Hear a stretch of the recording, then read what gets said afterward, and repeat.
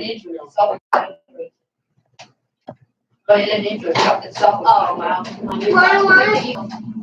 I want some places, but nobody would let me. Drink what?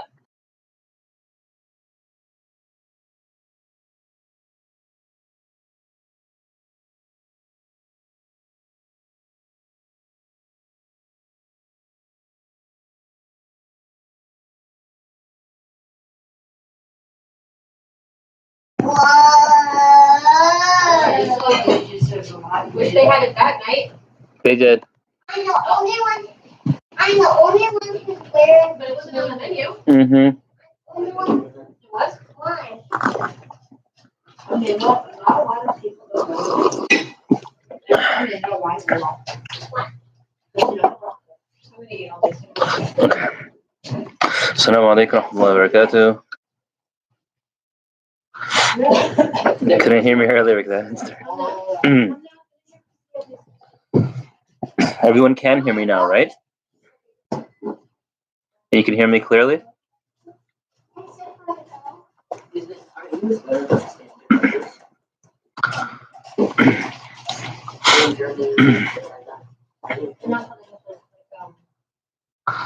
بسم الله الرحمن الرحيم الحمد لله رب العالمين وأفضل الصلوات وتم التسليمات على خاتم الأنبياء المرسلين سيدنا وحبيبنا وسندنا ومولانا محمد وعلى آله وصحبه أجمعين سبحانك لا علم لنا إلا ما علمتنا إنك أنت العليم الحكيم اللهم علمنا بما ينفعنا وانفعنا بما علمتنا وزدنا علما ولا حول ولا قوة إلا بالله العلي العظيم قال المصنف رحمه الله تعالى نفعنا به وبكم ما من نفس تبديه إلا وله قدر فيك يمضيه. So in today's opportunity to sit with one another and reflect over the the hikam presented by the great scholar Ibn Ata'illah al-Iskandari rahmatullahi alayh, we come to this topic on time. It's on time and the importance of time. Because one of the things that's going to happen now is we have this excess of time on our hands.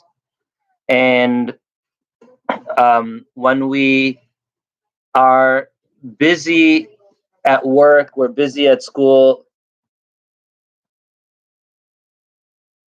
when we're busy with our regular occupation, then an individual has the opportunity to be protected from a lot of wasting time. However, when a person, you need a diaper change? No. Yeah, go mama get diaper change. No. Bawa diaper change? If I can't diaper change, we won't see here. We'll see Chi-Chi. We'll see Stinky on us. But when a person leaves that routine, and let's take a simple example of weekends. There's so many plans for the weekend, but there's such little follow through. Illa mashallah. Because an individual now has all of the time that they thought they should have, but they don't have the structure in order to carry out time, to carry out what they wanted to within time. And so now a person has, in example one, where he's at work, she's at work, the motivation, but don't have the time. In example two, they have the time, such as on the weekends, but they don't have the motivation because now they just feel, oh, I have more time, and eventually time it fades away. And that's actually the nature of life for most people. The nature of life for most people, they keep looking at their age and they just think, oh, I have more time. And the reality is they don't have time. The time is going away and they're not even recognizing it. Time is fading away and we're not even recognizing it. اقترب الناس حسابهم وهم في غفلة معرضون. that mankind's hisab, their eventual death, their account in the day of judgment. Guys, don't make a game of this. I think we're leaving it.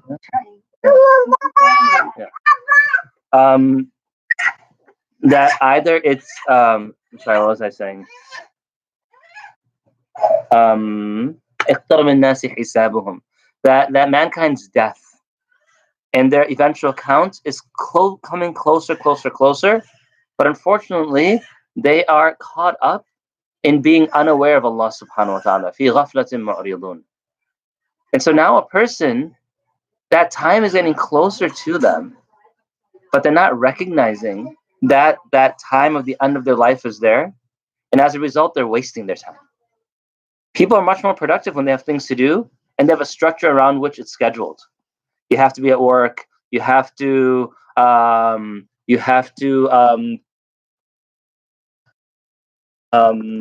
drive at a certain time, arrive at a certain time, be in the office at a certain time. Even when you come home, now a person is protected. This is actually a ni'mah from Allah. The people of the past, they had a lot of free time. Why? Because they took advantage of it. We don't have a lot of free time, and we shouldn't long for the times of the past. We should be happy, actually. Because if we were in that period where we had, maybe more leisure time, we may spend it in ways that are not beneficial, and we'd be held into account for that lack of beneficial use of time. And so the Musannif, rahmatullahi alayhi, he covers a few of these hikam. And he begins, مَا مِن نَفَسٍ تُبْدِيهِ, that there is not, مَا مِن نَفَسٍ تُبْدِيهِ, not a breath do you expire. Okay? There's not a breath that a person takes and exhales, and that breath will not come back. إِلَّا وَلَهُ قَدْرٌ فِيكَ يُمْضِيهِ, except that but a decree of destiny has made it go forth. And this is a short hikmah. But if you look at what it means, that there is not a breath that a person now takes that comes and leaves, except that a decree in it has been conducted, we see that we're always in this specific state where we are sort of serving ourselves. Even if it's in worship, if it's in recreation, but we're sort of serving ourselves. We're doing what we want to do. And then if what we want to do at any given moment is pleasing to Allah subhanahu wa ta'ala, then that particular moment is going to be what? A moment that Allah subhanahu wa ta'ala accepts and is pleased with and rewards. And then we should consider that moment to be a huge blessing from Allah subhanahu wa ta'ala. Why? Because it so happened that what we did matched the pleasure of Allah subhanahu wa ta'ala. So we maximize at that moment that breath. In fact, the ulama, they say when we look at our ajal, when we look at our lifespan is based on what? It's based upon the amount of breaths that we have. We don't look at rizq and ajal based upon necessarily years. We look at it based upon breaths. All the breaths that we're supposed to take through our life, every time we take a breath, that moment has passed, that moment has passed, that moment has passed. It's not the moment, it's the breath. With that breath, something was decreed and occurred, and now it's not going to come back to us until the day of judgment. Now, if an individual, on the other hand, had that moment be experienced by something which is displeasurable to Allah subhanahu wa ta'ala, that individual should be in great worry because he or she did not spend that moment doing that which made Allah subhanahu wa ta'ala happy.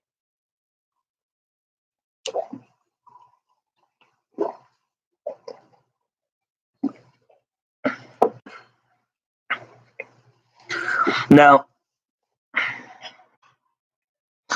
mankind, we're in different ahwal. And from the ahwal, the states that we're in, every state, the commentator, he writes, every state has a haqq over us. It has a right over us. So, and it's our responsibility to fulfill the rights of every state. So, if we in any breath experience what? A gift or a ni'mah from Allah subhanahu wa ta'ala, that ni'mah, that blessing, that gift has a haqq over us. What is the haqq of that gift? that we are grateful. We do shukr to Allah subhanahu wa ta'ala. And if the moment has what? A difficulty that arises upon us, then what do? We have sabr with that. If some sort of musibah comes upon us, we have sabr with it. So if the moment that we spend is pleasing to Allah subhanahu wa ta'ala, it will be a blessing from Allah subhanahu wa ta'ala. For that act of worship, what should we do? We should thank Allah ta'ala and show gratitude. How does a person show gratitude? By verbally thanking Allah subhanahu wa ta'ala, by recognizing within his or her heart that this is a moment that I was blessed to fulfill in the way that Allah ta'ala had decreed for goodness. And we will try to increase goodness afterwards as a gratitude for the earlier goodness. La in shakartum la azidannakum. Allah increases in those opportunities. Then that is going to be a musibah. Now the musibah in particular, what he mentions is that it's a musibah if the person did not spend it trying to displease Allah. So a person has a moment. That moment was spent in something displeasing to Allah Ta'ala. Then it's going to be considered a calamity or a trial if that person is not trying to act in disobedience, but something comes upon them that causes difficulty. In that time, we have to have sabr. So now look at the example that exists today. Depending on which opinion you follow, the attendance of the masjid is sunnah or it's wajib. It's one of the two. Attendance of prayer at the masjid is sunnah or it's wajib. It's one of the two. In fact, some of the ulama, the early ulama, they write that from the earliest bid'at that exists within our deen is that people would not congregate in the masjid to pray their fard prayers. The Sahaba radiallahu anhum, the Salaf rahimahumullah, they would pray their prayers in the masjid. That was just the way things were. And so now we come upon a musibah. What is the musibah? That we cannot go to the masjid. This is a musibah because we cannot see other people by whom we're motivated to act upon the deen. We cannot pray in the jama'ah. We cannot listen to words of guidance in the khutbah. We can't shake a bunch of hands and then our sins fall from it. It is a musibah in the end. But we did not consciously try to displease Allah Ta'ala. Then what should a person do? A person should have sabr. And so a person should always be oscillating, going back and forth between patience and what? Gratitude. Gratitude, patience, gratitude, patience, gratitude, patience. They're always going back and forth. And for the person of high closeness to Allah subhanahu wa ta'ala, there'll be patience and gratitude, but in reality, it will always be gratitude. Why? Because Rasulullah sallallahu alaihi wasallam has mentioned, "Ajaban li amrin mu'min." How beautiful and attractive and how strange is the affair of the believer. فَإِنَّ أَمْرَ الْمُؤْمِنِ. For verily the affair of the believer, كُلُّهُ خَيْرٌ لَهُ. All of it will be good for him.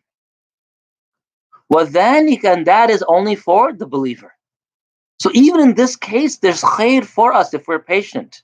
But what does a person do? We recognize, we see that Allah Ta'ala had some divine intent behind this, in irada there, and we try to find it, and we try to fulfill it, and then we're grateful to Allah Ta'ala for letting us see that. So a person could be at home and one, just gripe and whine. Or two, they can say, maybe Allah Ta'ala was showing me that I'm not taking advantage of nature enough. My wife and kids were out for a walk today, and it was cold, but there are a lot of people walking. And it's funny because I see more people walking now than I do on a normal day before this whole thing happened, because people are now recognizing that, subhanAllah, this gift of being outside. And if a person's going outside and looking outside and marveling over the creation of Allah and taking advantage of what Allah Ta'ala has presented for us outside, then that is what? That is shukr to Allah Ta'ala. And we're thanking Him for it. Person's now praying at home in jama'ah, they're spending time in zikr and Quran and all the things they weren't able to do before, they're doing shukr. They're having sabr and shukr together. So no moment should be of waste. It should be sabr, shukr, shukr, sabr, and obviously istighfar should surround all of it. The next one. لا تترقب فروغ الأغيار. Do not look forward to being free of alterities. This is what he says. إن ذلك يقطعك عن وجود المراقبة له فيما هو مقيمك فيه. For that is indeed what cuts you off from vigilant attention to him in that very state he has assigned to you. So let's simplify this for a moment. لا تترقب فروغ الأغيار. A person should not make an attempt to constantly look forward to things no longer changing. One of the most difficult things for a person to deal with is change. If a person has a proper schedule, they're able to function. For example, let's say someone, when they're driving to work, drive a half hour, they revise their whatever Quran they know. Now all of a sudden they're not driving to work anymore. They might be finding a very difficult time to what? To be able to revise Quran. Because they had a consistent schedule, now it changed. Or a person is accustomed to, praying in the Masjid Fajr. Then afterwards they sit and do their afkar. But now they're praying at home, and now it's a little hard because the children are around, etc. So what do? They're not able to do their afkar. Or a person, goes to work, and on the way back from work, stops off at the gym for 1 hour, works out, then comes home and has his or her meal. But now there's no leaving and there's no going to the gym, so now they're unable to do this. So what happens is that changes, when a person experiences change, except for the people who are very, very much trained, they have a very hard time to try to go forth and try to accept and work through that change. They have a very, very hard time to get through that change because whatever they're trying to achieve now has been lost because of the nature of their schedule being thrown off. But sometimes what happens is people make the mistake, and they're looking. So it says, "La tataraqab furuq al-aghyar." Do not look forward to being free of changes, of alterities. Some people, they're always looking, okay, when things finally become consistent, when I finally land a job and I have a consistent schedule, when a person's looking forward to winter break, then in winter break, what are they saying? When winter break finally ends and when I go back to school, then I'll achieve such and such. Or students on summer break, they're looking forward to summer break. I'm gonna get all this done and memorize Quran. I'm gonna paint the house. I'm gonna work part-time, etc. And then there's like 2 weeks left of summer break, and they've achieved almost nothing. And they say, okay, when it finally ends, when like all of this flux, when things are now, all the changes finally come to an end, then what? Then I'll be okay. And this is a big mistake that people make. When Allah subhanahu wa ta'ala gives us the blessing of giving when establishing us for an opportunity for us to have any type of connection with him, and our heart begins to grow closer to him, what happens is that sometimes a person becomes so desirous that, if only, I can have like a schedule where I'm, in the masjid all day long, etc. But all those variables that we're trying to get rid of, or that we're hoping sort of come to an end, if we wait for that to end, life will end. Because life by its very nature, it changes. Look at life. Inna fi khalqis samawati wal ard. Verily in the creation of the heavens and the earth. وَاخْتِلَافِ اللَّيْلِ وَالنَّهَارِ.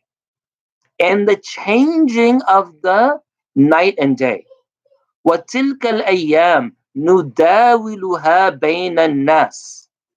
And what we have in these days, they alternate between mankind.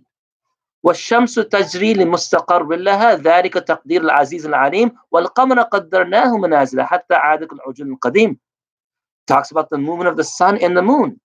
Now all of these movements, everything's changing. We're changing seasons. We're never in the same season. We're changing time of day. 2 days are never the same time. Fajr is increasing, is starting 1 minute earlier, 1 minute later every day. Maghrib is ending 1 minute, starting 1 minute earlier, 1 minute later every day. Night is increasing by 1 minute every day. Day is decreasing by 1 minute every day. Or day is increasing by 1 minute every day. Night is increasing by 1 every day. Every day the temperature, everything is changing. We're always in flux. That's the nature of life. The nature of life is what? That things will be in flux. So if a person is now waiting for all of the changes to come to an end, then what does he say? He says, فإن ذلك يقطعك عن وجود المراقبة له. Doing that, waiting for this will يقطعك, it will cut you off from what? وجود المراقبة, having presence of a deep focus and attention lahu, upon the blessings of Allah Ta'ala, فيما هو مقيمك فيه, that which He has given you or bestowed upon you. Meaning, in our lives is already benefit. If we're waiting for something else to happen, we're going to wait and wait and wait, and what will happen? It'll never come to an end. Oh, when my child moves out of the home, then finally I'll retire, and then I'll be... No, it's not going to happen. Something will happen. What? Flat tire, car will break down, business will become busy, someone will lose their job, something will happen. So when the heart becomes connected to Allah Ta'ala, what we actually want to do is we want to empty it of Allah Subhanahu wa Ta'ala. We want to empty it. We want to La ilaha, then illallah. We want to La ilaha, remove all the false gods, illallah, except for Allah Subhanahu wa Ta'ala. He's not a false god. All false gods removed, illallah, only the one true God remains, Allah Subhanahu wa Ta'ala. But when a person is working on emptying this, the mistake they make is that they're waiting for the perfect opportunity. There's no perfect opportunity. Rather, a person, La ilaha illallah, what happens, one of the depths of this statement is that a person, La ilaha, all those transitory things removed from our hearts. Wealth is removed. But illallah, now we earn wealth for the sake of Allah. La ilaha, love for family is removed. Illallah, now we love them for the sake of Allah Ta'ala. La ilaha, recreation, working out, homes, books, cars. The love for all these things are removed. Illallah, except the person puts it in their heart now for the sake of Allah Subhanahu wa Ta'ala. So when a person is, a person should not be making this dua or having this hope that things will stop changing. That anticipation for a time that will never come will eventually lead us to what? The end of our lives, and then we'll have regrets.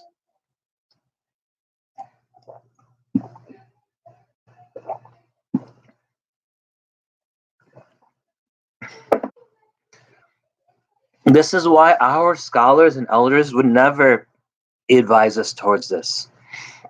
Even a person in a state of darkness, in a state of perceived distance from Allah Ta'ala, in a state of perceived difficulty in spirituality, getting closer to Allah Subhanahu wa Ta'ala, even that person should recognize that in here, even, I'm not waiting for this to change. Because even in this, there's goodness. And I'll give an example. The Prophet Sallallahu Alaihi Wasallam, when he went to Ta'if, as he's being chased out and they're throwing stones at him, he does not turn and wait for Allah Ta'ala to change his condition. That's not what he does. He leaves Ta'if. He takes responsibility for what happened, though it's not his fault.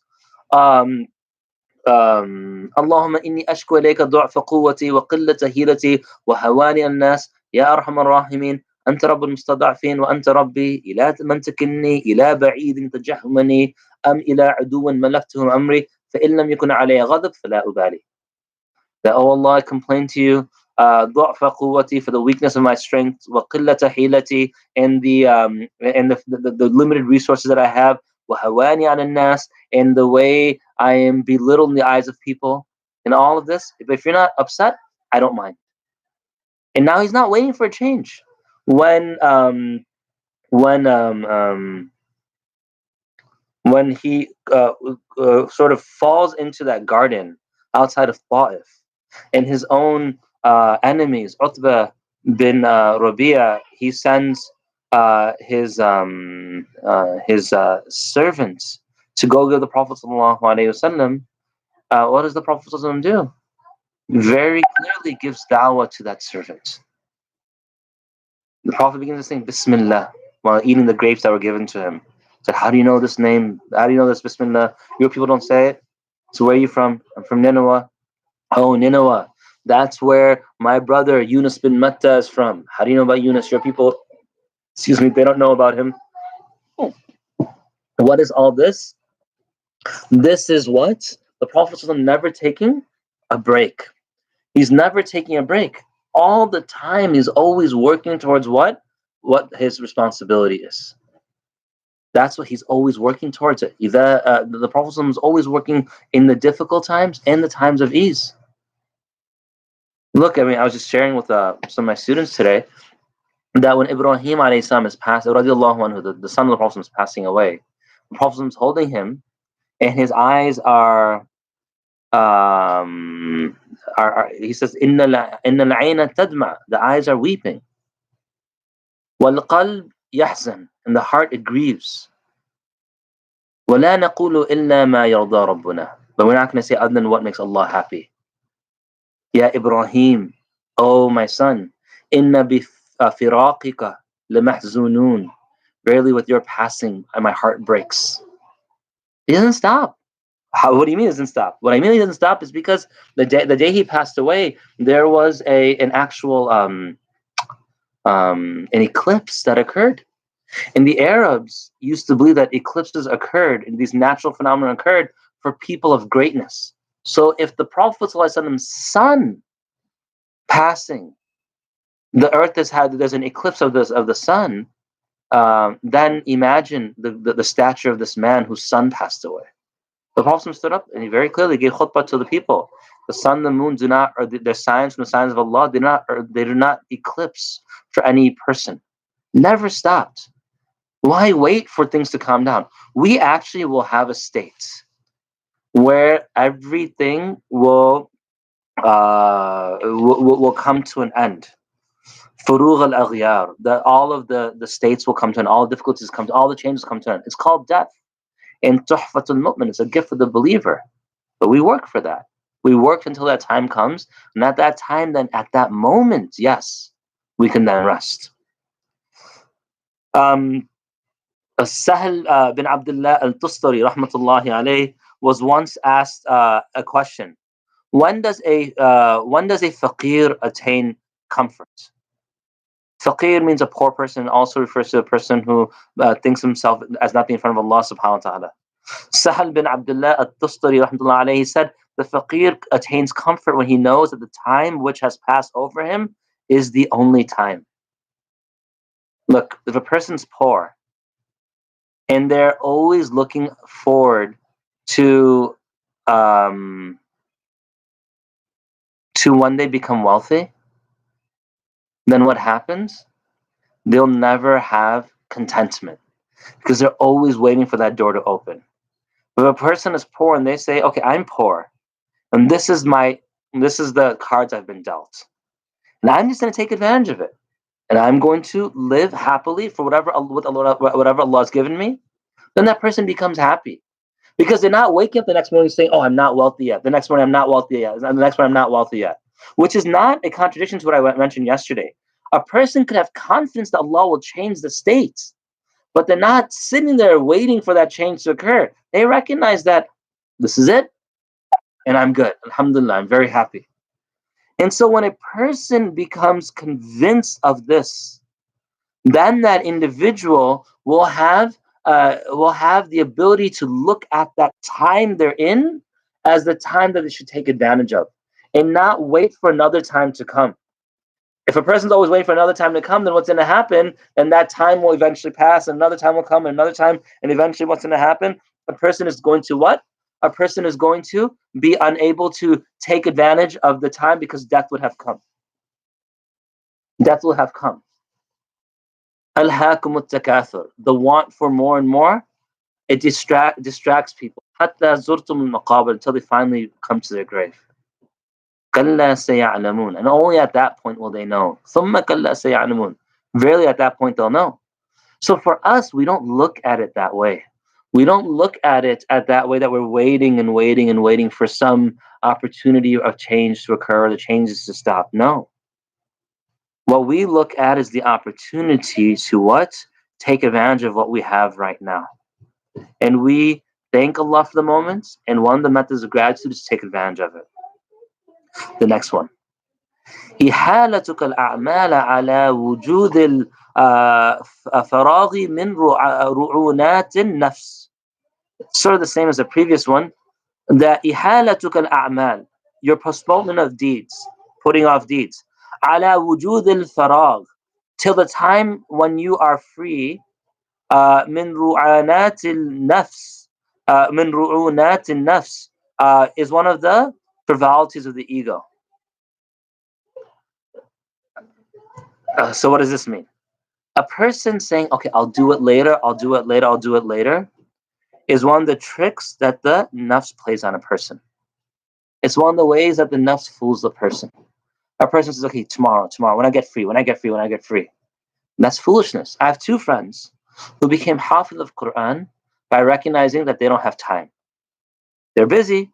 They were like working in like the IT world. And I don't know exactly what they're doing, and I don't think they're consultants. And what do? They said, I have to drive to work X amount of time every day.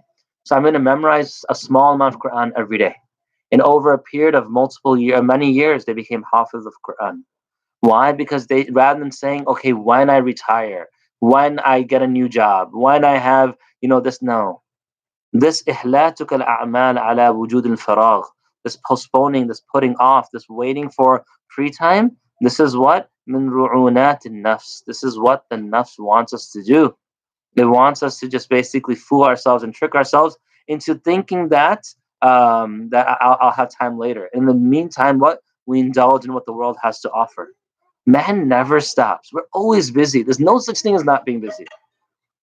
And it's funny, when we're little, we keep thinking when we get older, we'll have more free time. The kindergarten thinks they're so busy because they have to go to school. And then like the elementary school student thinks he or she's so busy because they have like, this basic multiplication tables to memorize. And the middle school student thinks so busy because they have like this social studies project to do in science fair. The high school student thinks he or she's so busy because PSATs and ACTs and SATs and APs. The college student thinks they're so busy because of internship, and then they have these final exams. And the person who's working thinks they're so busy because now they have to work and earn money for the family. Then the person who's married thinks they're so busy because now the person who's single thinks they're so busy because I have to like prepare my whole life for marriage. And the person who gets married, they think they're so busy because now they have a spouse to look after. And the person who becomes a parent thinks they're so busy because now they have children. And the person who retires, it's always something. They become busy because now they're not healthy anymore. Now they're busy taking care of trying to fix their lives. It's ridiculousness. Rasulullah sallallahu alaihi wasallam was a prophet when he had strength, and he was a prophet when people try to put weakness upon him. And he was a prophet when his beard contained no gray or white hairs, and he was a prophet when his beard contained white hairs. And this is just how it was. He did not wait for the free time. In fact, فَإِذَا فَرَغْتَ فَانْصَبْ وَإِلَىٰ رَبِّكَ فَارْغَبْ. That when you become free, then hold tight and turn to your Lord in anticipation or desire. Rasulullah sallallahu, he was told by Allah that when you become free from giving the message, the da'wah to the people, now turn your own spiritual development. And that's what the Prophet did. He took his day and divided into three parts. 1/3 of the day was what? For the people. He would go and he would give da'wah and preach and serve the people. 1/3 of his day was for what? Family. He would go, he would give his time to his family and take care of them. Always serving them. And what? 1/3 was for himself, and he gave that third for the sake of Allah, and he spent worshiping in that time. That is our Prophet ﷺ, and that is our example. Thus, a person of actual intelligence, a person of foolishness and stupidity recognizes what? That they're going to wait for a new time, that time will never come. A person of intelligence recognizes what? That whatever moment I have is a valuable moment, I need to take advantage of it. And that applies to us right now. Don't lose out these moments. We're so fortunate that this virus thing, whatever it is, has hit us at a point that's right before Ramadan. Because some people have to work from home, so they don't have to drive a half hour, an hour to work. So they can spend potentially. May Allah make us those people, and I make dua for myself and for all of you here as well, who can pray tahajjud, because we don't have to travel half an hour to work anymore. Some of you do, but many of us don't. We can stay up a little later praying a few extra rakat. We can sit and have meals with the family, and then read the du'as for it. All these things are preparation for Ramadan. Anyway, one quick point about this If you're busy in halal, even if it's not worship, be grateful to Allah. Just make one change. Make the intention that whatever you're doing that's halal, but that's not worship, make intention for it being worship. So if you're working out, make intention that you're taking care of your body so that you can do ruku properly well into your 70s and 80s. And so you can do sajda well into your 70s and 80s. That you're taking care of your body so you can go out and serve people well into your 70s and 80s.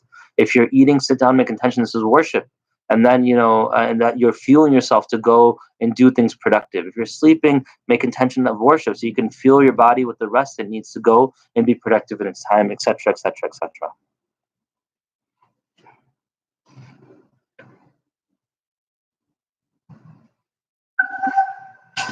Can I get through all of these? Okay, I'm going to try to get through all of these that remain.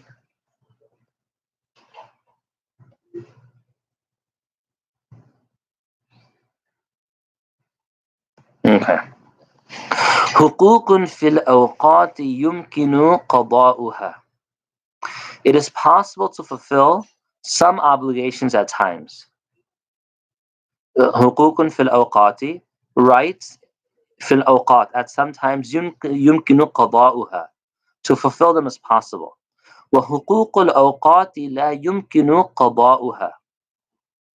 But it is impossible. So حقوق في الأوقات. It was the first one. The second was حقوق الأوقات. But it is impossible to fulfill the obligations of every moment.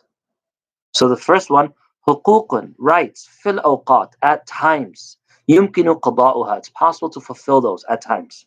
وحقوق الأوقات, but the right of every moment. لا يمكن قضاؤها. To fulfill every moment's rights, not possible. إذ ما من وقت يرد. For there is no moment wherein إلا ولله عليك فيه حق جديد. That Allah Ta'ala does not hold upon us or against us a new obligation, وَأَمْرٌ أَكِيد, or a definite matter. فَكَيْفَ تَقْضِي فِيهِ حَقَّ غَيْرِهِ. So how can you fulfill someone else's obligation? وَأَنْتَ لَمْ تَقْضِي حَقَّ اللَّهِ فِيهِ. When you have not fulfilled God's, meaning God's obligation. So this is really, subhanAllah, it's such a profound statement. Every individual has two rights over them. حقوق الله and حقوق العباد. حقوق Allah are the rights of Allah subhanahu wa ta'ala. They are the rights of worship that He has over us. And there are times that are established that we have to fulfill them. So in about 42 minutes, it's the haqq of Allah subhanahu wa ta'ala that we fulfill our right for Isha prayer for Him. Meaning due to Him. In about, what is it?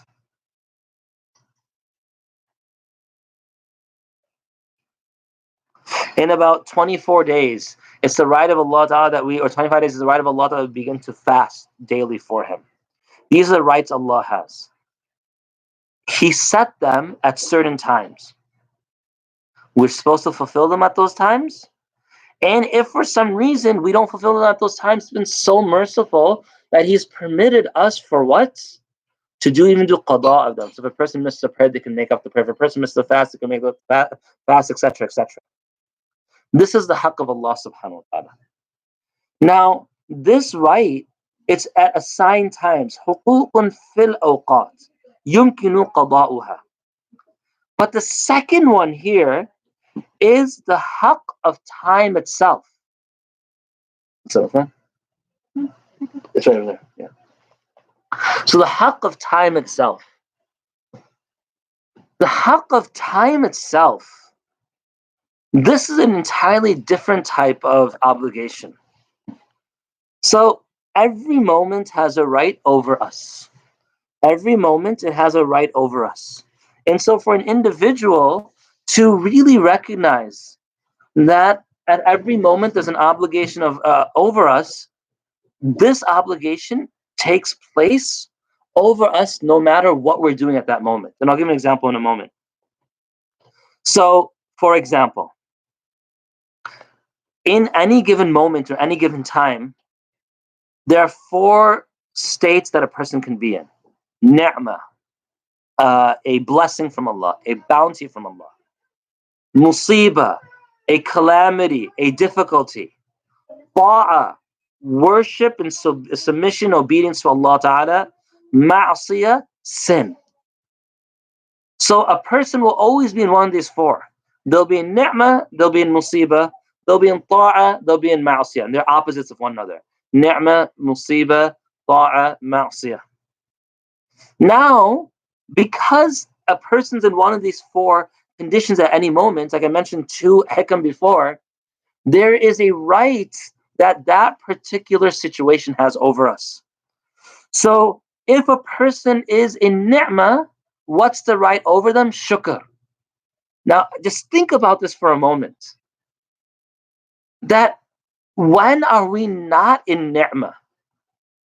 We're sitting right now in an air-controlled climate, in a city that's protected from war, meaning that we're not in a war-torn climate or environment right now, with doors that lock so that enemies and opposition cannot just barge in.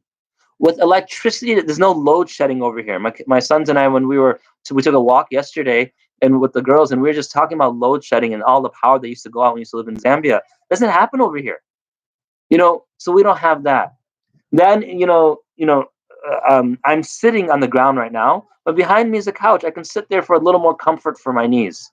If someone has to, right now we're in quarantine, sort of self-imposed quarantine or social distance, whatever people want to call it, isolation, but we can pick up the phone and call someone. Some of us can pick up the phone and we can FaceTime someone. We can see someone all the way on the other side of the world and see their face, though we may not have ever, we may never physically meet them again. What ni'mah are we not experiencing? So at every moment, a person has to, if you want to fulfill the right of a moment, be in shukr to Allah Ta'ala. And I want to give an example from the Israeliyat about this. Uthman, sorry. Please fill some water in this for me, please. Dawood alayhi salam, the Prophet, was a person of great wisdom. And he was a judge. So on one occasion, Prophet Dawood alayhi salam, he was, and he goes, look, my throat was, was getting parched. No, just go and, he didn't have to walk down to the well or the river and scoop up water. And he just went to the tap and filled it up.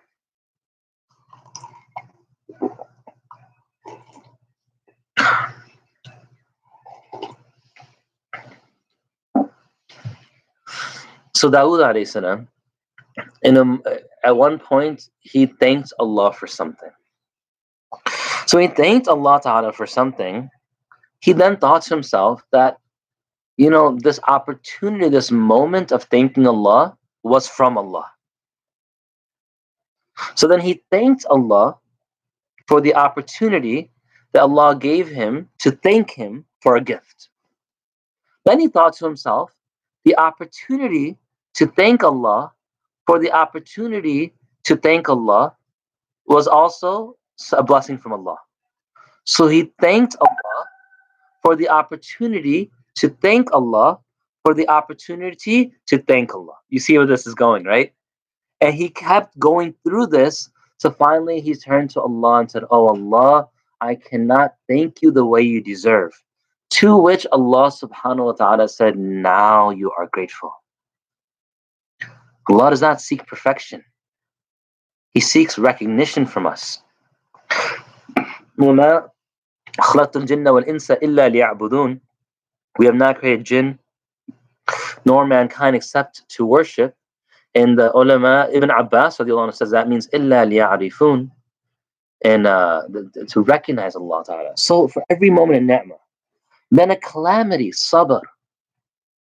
And a sabru, true sabr, true patience, fi sadmatil ula. It's in the first calamity. It's not that, I'm walking and I trip over my son's foot, so then I kick him in the rear end, and I call him a name, then I walk away, then I calm down, then I come back to him and I say, oh, don't worry about it, it wasn't a big deal, things happen. That's not patience.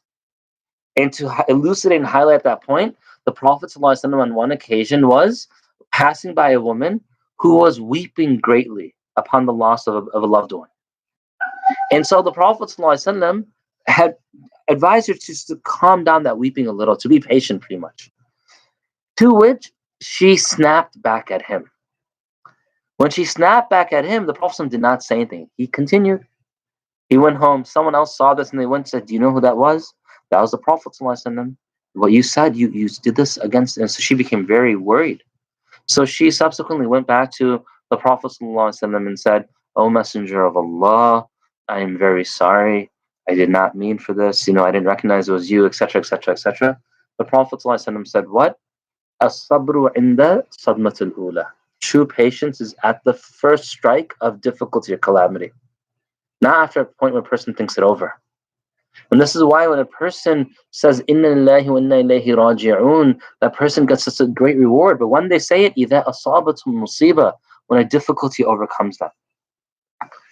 And then, and so when a person, and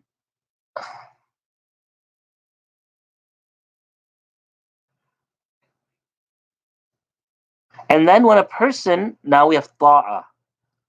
So when a person, when are we supposed to be in ta'ah of Allah subhanahu wa ta'ala? The obligation of ta'ah of Allah ta'ala is when we perceive Allah ta'ala's graces upon us.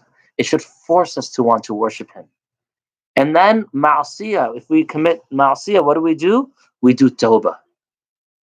So we're either going to be ni'mah, musibah, ta'ah, or what? Ma'asiyah. If we're in ni'mah, blessing, bounty from Allah, we show shukr. If we're in what? What was it? It was ni'mah, then it was musibah. If we're in musibah, difficulty, calamity, we show what? Sabr, patience. If we're in ta'ah, when do we enter ta'ah? When a person notices the grace of Allah ta'ala. I mean, He requires it as well, but we should have voluntary ta'ah as well. Obedience to Allah ta'ala. And when a person recognizes their own sin, the obligation of obedience is perception of Allah's grace. When we are in ta'ah to Allah, we then recognize this is from the grace of Allah. We don't give ourselves credit.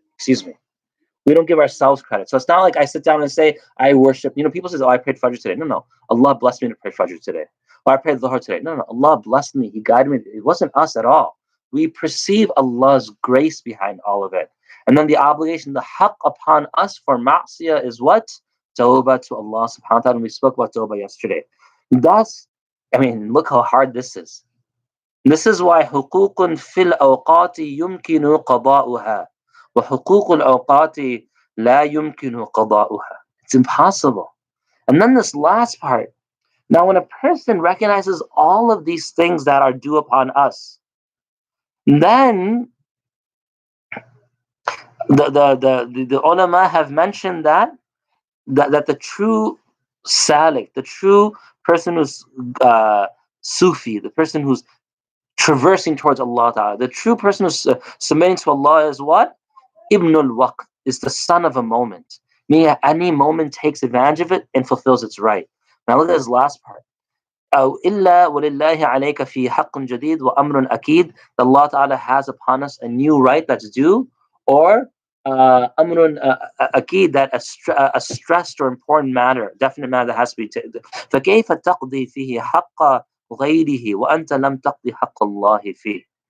How are we discharging and fulfilling the rights of other people when we have not fulfilled Allah's rights? Now look, a lot of our fulfilling rights of other people is to fulfill Allah's rights, because it's Allah's right over us that we take care of His servants and slaves. That's when we give charity, we do it because Allah's right over us, that He put us in a position of taking care of His servants and slaves, and we utilize that wealth that He gave us, etc., etc., etc.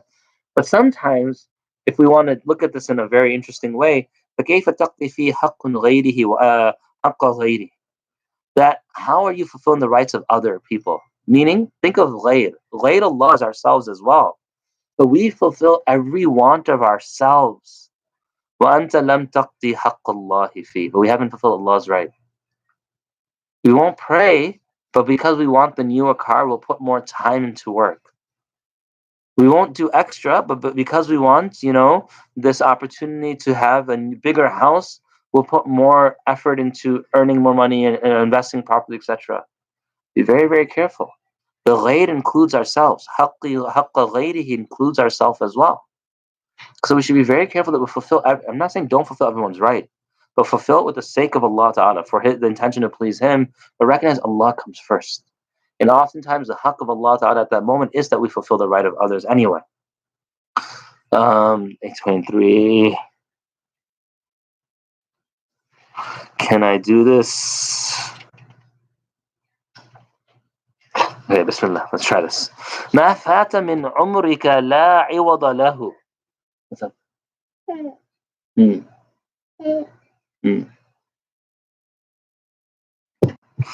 ما فات من عمرك لا عوض له. That part of your life that has gone by, ما فات, literally has died, has left and will never come back. من عمرك, from your ages, from your life, لا عوض له. There's nothing that will replace it. وما حصل لك منه لا قيمة له. And that which has arrived is priceless. That which has attained is priceless. Every moment is, actually I have to stop right now. I realize my wife teaches in 6 minutes. And I have to at least get the kids away from her before she starts class. So I'll stop right now, inshallah. And we'll continue this next week. وآخر دعوانا الحمد لله رب العالمين سبحان الله وبحمده سبحانك وبحمدك نشهد أن لا إله إلا أنت نستغفرك ونتوب إليك.